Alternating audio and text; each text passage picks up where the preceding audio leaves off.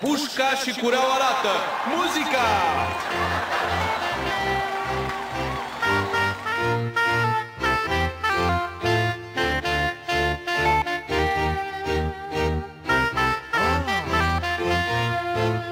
Când eram tânăr ficior, firește, eram mare vânător. Dar acum eu sunt vânat și la ouă numărat.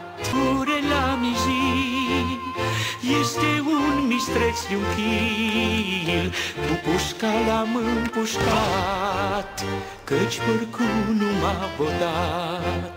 Pușcă și cureaua lată, firește, ce bărbat eram odată. Iepurașii tremurau când pușca nu vedeau.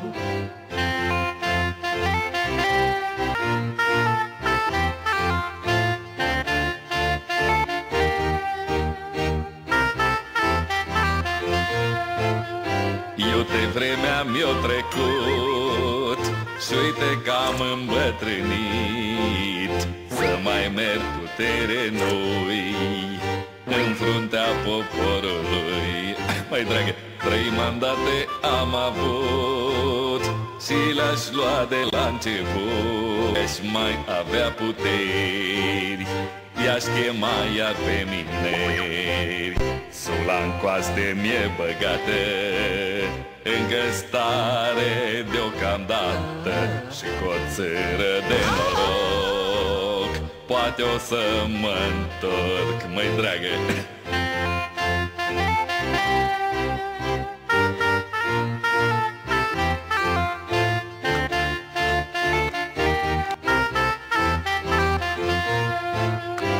Eu acuz tânăr ficior, fala peste diștilor. Am pușcă cu 2 țevi și umplu pe toți de nervi. Voi da mii de euroi la cei ce vin înapoi. Veți vedea ce pot să fac, cât sunt eu de prost în pușca și cureaua lată. Vă las cu gura căscată, voi fi premier, vă spun, că-și sunt cel mai bun. Iuhu!